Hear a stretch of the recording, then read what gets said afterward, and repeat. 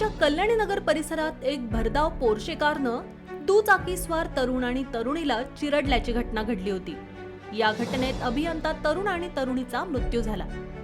विशेष म्हणजे ही Porsche car एक अल्पवयीन मुलगा चालवत होता।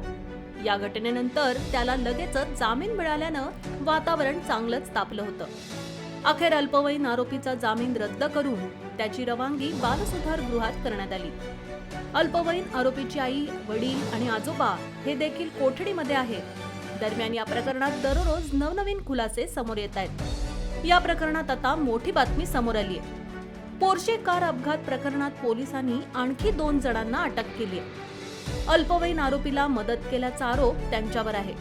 पुरावा नष्ट करण्यासाठी अल्पवयीन मुलाचं रक्त न घेता आईचं रक्त घेऊन मदत केल्याचा आरोप त्यांच्यावर आहे। अशफाक बाशा मकानदार आणि अमर संतोष गायकवाड असं अटक करण्यात आलेल्या दोन्ही आरोपींचं नाव आहे।